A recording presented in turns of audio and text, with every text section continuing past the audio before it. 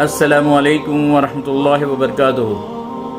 پاکستان، پیارے پاکستان، پاکستان کے عوام، کل DGISPR کی جو پریس کانفرنس ہوئی اس سے یہ بات ثابت ہو گئی کہ وہ جو خط بھیجا ہے ہمارے آفیشلز نے، اور ان آفیشلز کو جو امریکن نے بلا کر دھمکی دی اور یہ بات کہی کہ عمران خان کی حکومت اگر رہے گی تو پاکستان کو اس کی سزا بھگتنا پڑے گا، اور ہماری اپوزیشن نے اس خط کو سراسر جھوٹ کہا، تو یہ بات تو بالکل ایک سورج اور چاند کی روشنی کی طرح کل کے DGISPR کی بیان سے ثابت ہو گیا کہ وہ خط ریئل ہے۔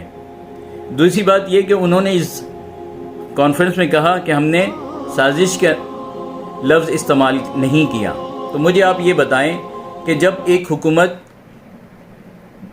بڑی حکومت کسی چھوٹی حکومت پر اثر انداز ہوتی ہے اور یہ بیان آتا ہے، تو وہاں کے رہنے والے جو کہ اپوزیشن، اس وقت ہماری اپوزیشن، ان کو انہوں نے آشیرواد دی اور ان کو یہ ٹاسک دیا کہ وہ سارے مل کر اس حکومت کو گرائیں۔ کیوں گرائیں؟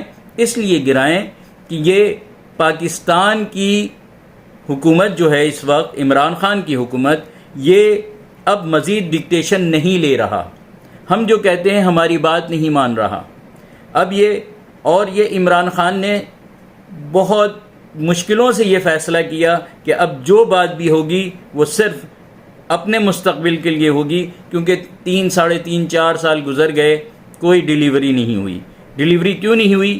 اس لیے نہیں ہوئی کہ یہ گورنمنٹ بتاتے ہوئے، ہمارے مقتدر اعلیٰ، ٹھیک ہے، آپ تمام لوگوں کو اس کے بارے میں معلوم ہے، انہوں نے یہ شرط رکھی تھی کہ آپ نے ان کو ملا کر حکومت کرنی ہے۔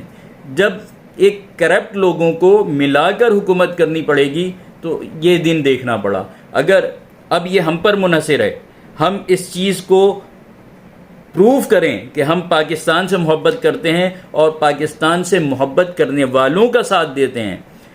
عمران خان مرد مجاہد ہے، وہ جیسا بھی ہے، اس کی میں بالکل مخالفت میں، اس کے بہت ساری چیزوں کی مخالفت ہے، لیکن پاکستان کے لیے، پاکستان کی عزت کے لیے یہ عمران خان ناگزیر ہے۔ اس وقت دیکھ لیں، تمام گندگی، ساری گندگیاں ایک جگہ ہیں اور صرف ایک فرد واحد اس کے خلاف ہونے کی وجہ سے، تو پوری کراچی کو اس وقت عمران خان کے ساتھ دینا ہے، کیونکہ ہم پاکستان بنانے والوں کی نسل ہیں۔ والسلام، پاکستان کی آواز۔